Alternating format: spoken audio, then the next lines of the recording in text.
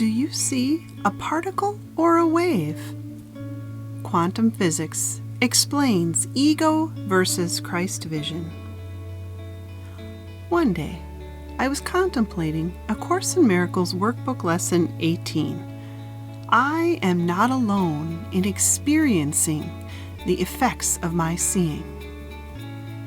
After many years of studying the Course, I understood that I am always looking at the world, either through the eyes of the ego or the Holy Spirit. In that, I knew I was never alone in my seeing. I was choosing either a false guide, the ego, or a real one, the Holy Spirit, as the lens through which I looked upon the world. The part of this lesson I was having difficulty digesting was that I was not alone in experiencing the effects of my seeing. Who else was experiencing the effects of my seeing? I knew it had to do with our interconnectedness through spirit, but how did it work? It was with this question that the Holy Spirit interceded within my mind, giving me the answer. He stated, "Do not forget an important principle of the law of cause and effect, a principle even your most intelligent scientists have discovered is true. Quantum physics tells you that nothing that is observed is unaffected by the observer." Another related thought quickly followed. What you do to another, you do to yourself.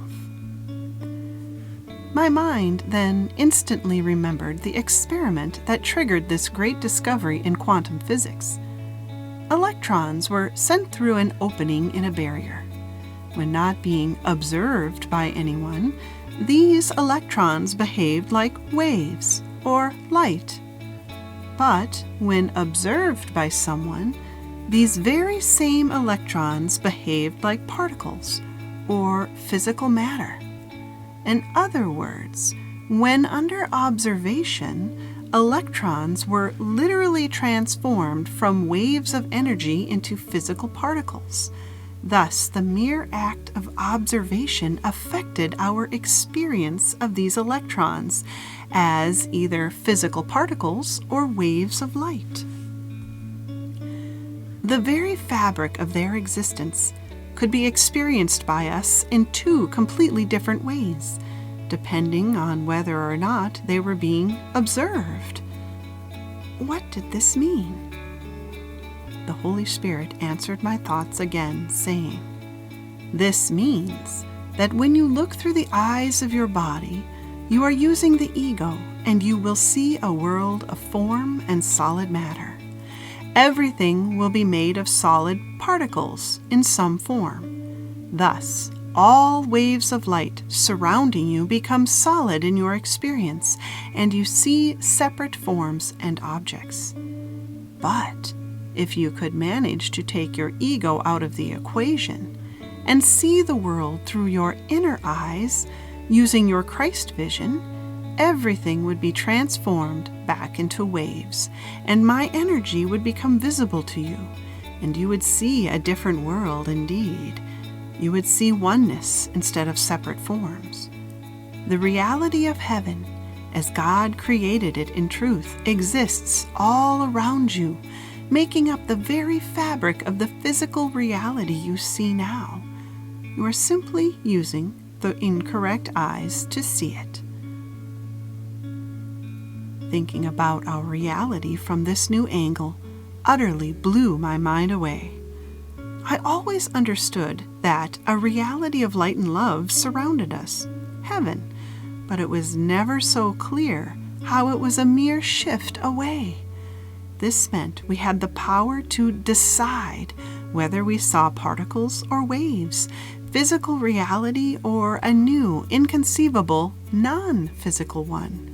Reality as God created it, not as our ego is forcing it to be now. So, if we look through the eyes of the ego, we see particles, and if we can learn to look through our inner eyes, the eyes of the Holy Spirit, we would see Waves. And what are these waves? They are love. For love is a form of energy like a wave or frequency. God's love is that which holds all form in formation. It is the unity of all creation. And this is why our thoughts are never neutral or unimportant. We are either strengthening the separation through seeing particles or separate bodies, or strengthening our union through seeing waves or love's unified presence. And here it was being revealed to me that these particles surrounding us can be seen in such a way that it literally transforms the very fabric of reality. And not just my reality, but everyone's. For A Course in Miracles makes it very clear that minds are joined, and when I change my mind, I change how I see the world, and this affects the world because nothing that is observed is unaffected by the observer. Therefore, when I am healed, I am not healed alone, and so I am not alone in experiencing the effects of my seeing. If I look at you using my inner eyes and see you as part of my one self, recognizing our oneness, I am asking for you to be a wave of love, interconnected with me as part of myself. I am seeing you differently than the particle or physical body the ego shows me through my particle-based physical eyes. We must not forget that love is an emotion, a frequency or wavelength. Love is a wave and not a physical particle. So, just as you cannot see love, neither can you see our oneness without belief. This is because you have to truly believe in such thoughts without seeing before you can feel them. Thought begets belief, which produces feeling. This is the order of creation. In other words, all beliefs begin with our thoughts, which feed our feelings, which project onto the world what we want to see. So, it is important to watch our thoughts, paying careful attention to the tenor and feel of everything we think. Thinking is the cause, and if we believe our thoughts, feeling is the effect. And feelings are what manifest our reality. They are the medium of prayers, the voice of our soul. Feelings are what we use to speak to God and subsequently ask for the experience of. A Course in Miracles states, thinking and its results are really simultaneous, for cause and effect are never separate. Workbook Lesson 19. If we want to transform this world from ego particles into love waves, we have to redirect our thoughts back to love time and again. We must pay attention to what voice we are listening to, then act to consciously correct our thoughts the instant we detect the ego's interference. And we will know the ego's presence by how we feel. Even the slightest irritation is a sure sign you are not aligned with love. Therefore, do not hold anyone hostage to their particle-based body. See them through your heart as a wave of love connected to your one self, and love them as such. If you find someone difficult to love, then you must catch these feelings, then see beyond the person's words and actions for a moment, knowing they mistake their body as their identity. They are confused and think they are a particle and do not know they are a wave of love. But you can be their light. You can choose to see them correctly, and by your seeing them as they are in truth, you affect them. Keep in mind, you do not have to agree with anything they say or do, but merely allow your thoughts about them to be still. Then, through your cleared mind, your healed perception will cause a shift in this world.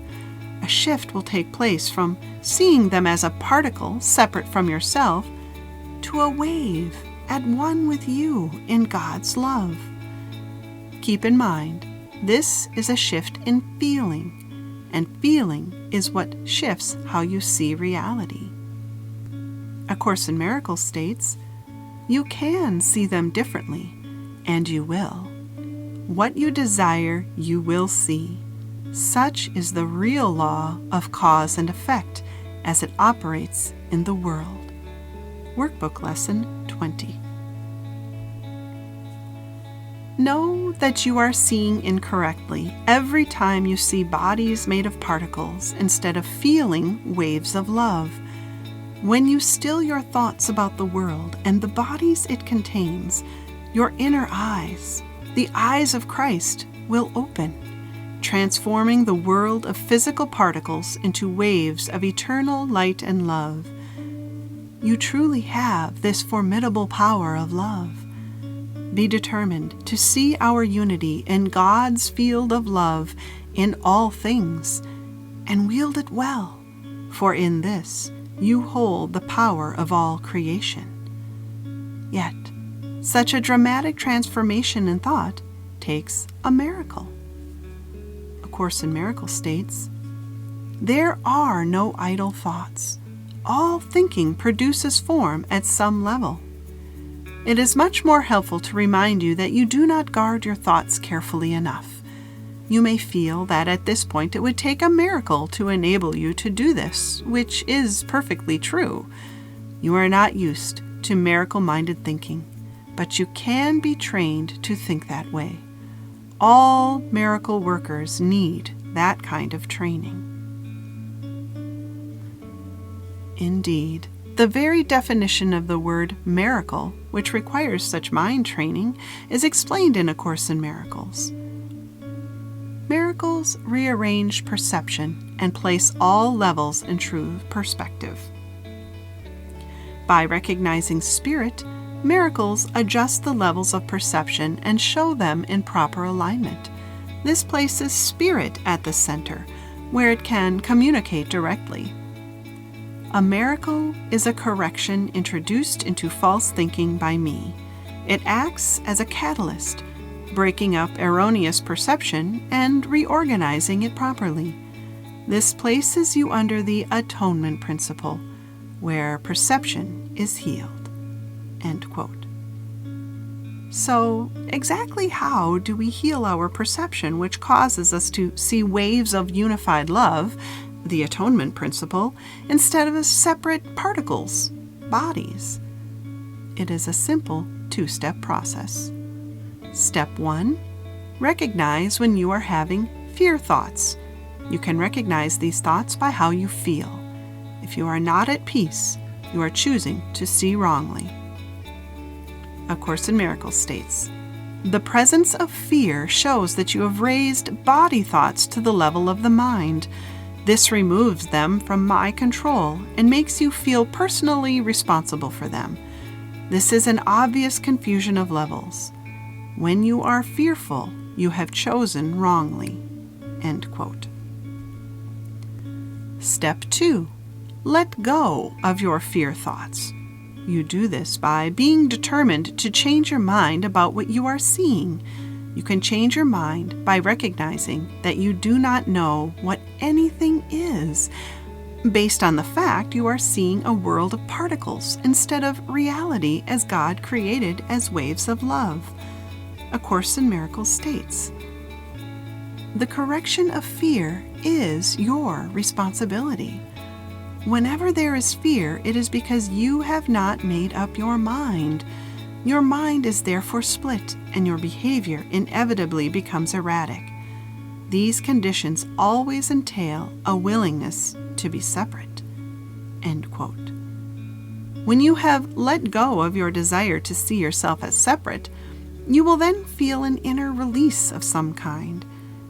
This is done through releasing your judgment, insistence, and resistance to specific outcomes, which produces peace. It is the feeling you get when you shift from your outer eyes to your inner vision. The final step is then taken by God, and this brings the healing miracle.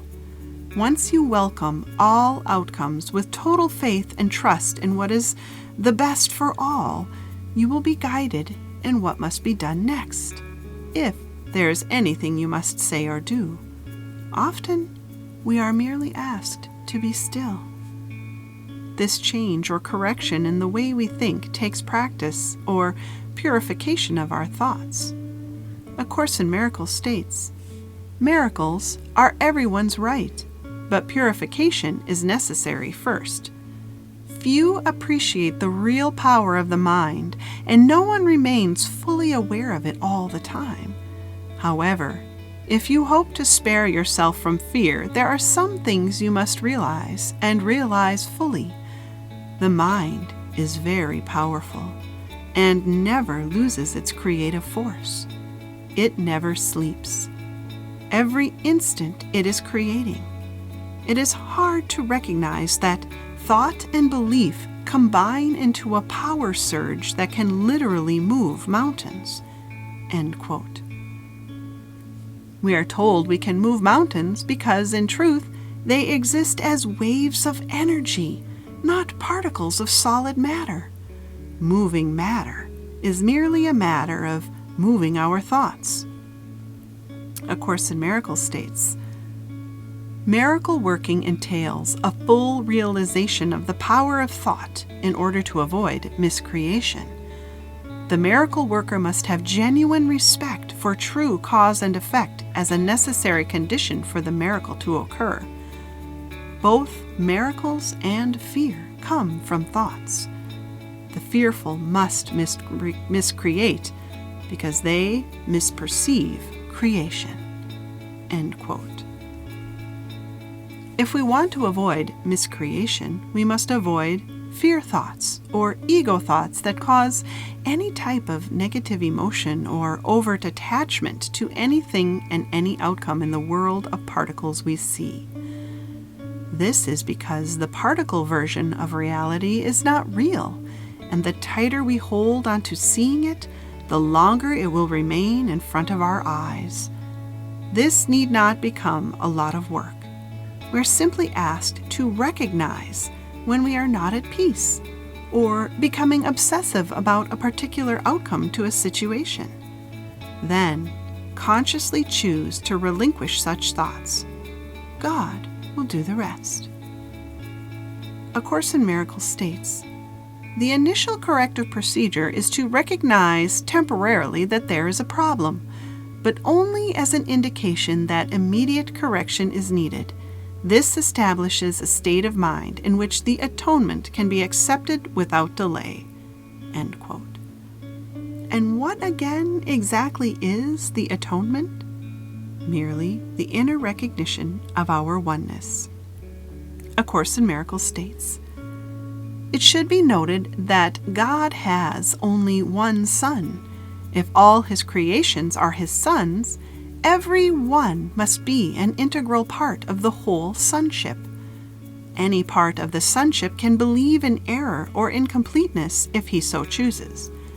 However, if he does so, he is believing in the existence of nothingness. The correction of this error is the atonement." End quote. Therefore, we are free to believe whatever we want.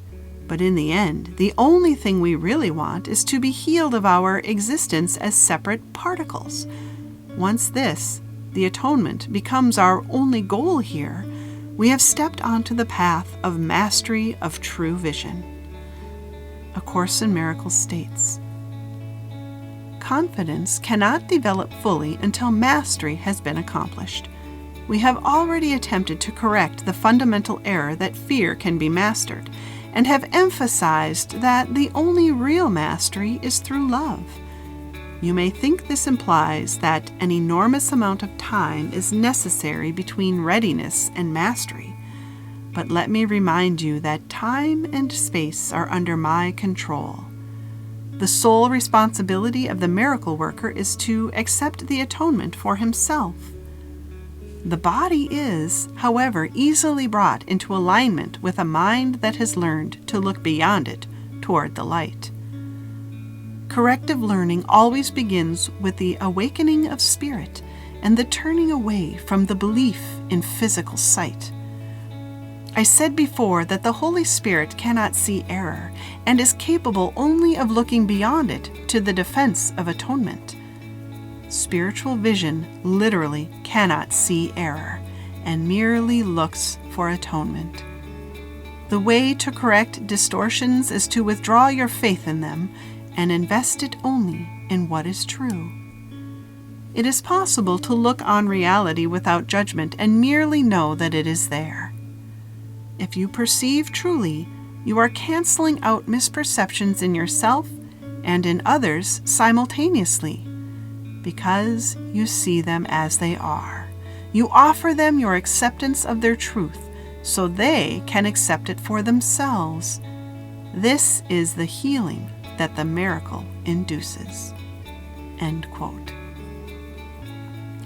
And with that being said, what should we be thinking of instead of our fear thoughts based on particles? What can we replace our ego thoughts with? We need not replace such thoughts with anything at all. We need merely understand that we do not know what we are looking at, and God will do the rest. A Course in Miracles states, "There is no statement that the world is more afraid to hear than this: I do not know the thing I am, and therefore do not know what I am doing, where I am, or how to look upon the world or on myself. Yet in this learning is salvation born, and what you are will tell you of itself." End quote. The world literally quakes at this statement because the ego knows it will be transformed from particles of matter into waves of love and light, whence we let go of our judgment of everything we see. In conclusion to all these revelations that came to me over a short span of time, the Holy Spirit said to me,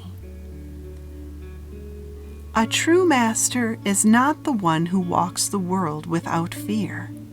They are the one who can instantly recognize fear and then consciously choose to move out of it through the recognition of their safety as part of one love, the atonement. This abates their fear, for what is one cannot be in danger from itself. This is to recognize their one self in everything, everyone, everywhere. This is self-mastery. This is true power. This is what it means to be a miracle worker."